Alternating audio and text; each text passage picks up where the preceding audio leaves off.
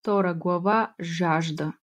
Когато се извие ураган над Сахара, безброй песачинки се издигат високо, блъскат се една в друга и падат на гребена на огромна дюна. Просторът помръква помътен и само се чува страхотно свистене. Като че ли огромно ранено животно стене в предсмъртни мъки. Тогава бедуините казват: пустинята плаче. Пустинята плаче за бистрия блясък, за ведрия хлад, на капчица вода. А птичето умира от знойна засуха.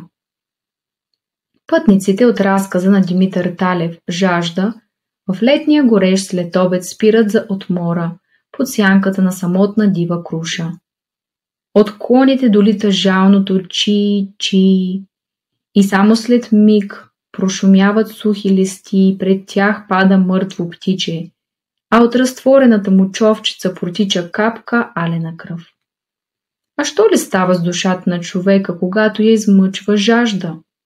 Тя се лута, премалява за капчица роса по напечените скали на несретна участ. Спуска се изранена стремглаво по каменисти урви и стига дъното на мрачни усои да търси струйки прохлада, изгаря от мечти за ромна на горски потоци.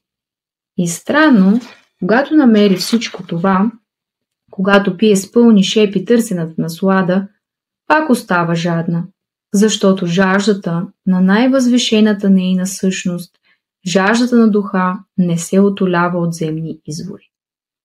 Самарянката идва да черпи вода от Якововия кладенец и там среща Христос, от когото чува странни думи. Всякой, който пие от тая вода, пак ще ожаднее, а който пие от водата, която аз ще му дам, той вовеки няма да ожаднее. Йоан, 4 глава, 13 и 14 стих. Изворът на живата вода е Христос. Само Той има думи за вечен живот и само тези думи утоляват най-възвишените копнежи на духа.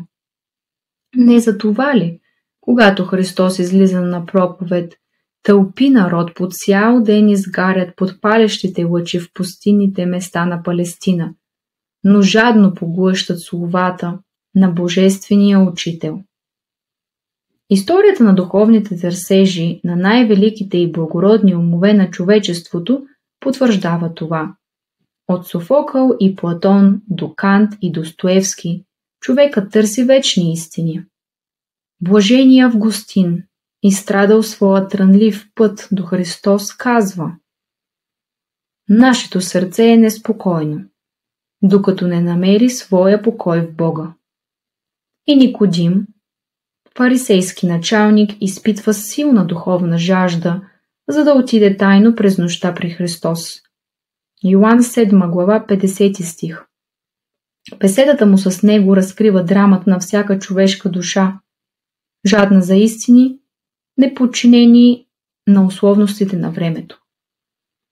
Според степента на духовната извисеност, човек се стреми по различен начин към извора на живата вода. Този, който е глътнал дори само една глътка, е готов да я отстоява всепредано и да страда за нея. Пример за това са първите християни, които с радост отиват на смърт. В по-късни времена подвигът на учелниците сочи един гигантски връх на изгаряща жажда за безсмъртие.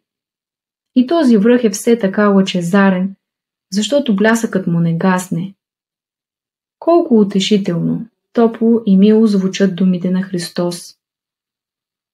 Който е жаден, да дойде при мене и да пие.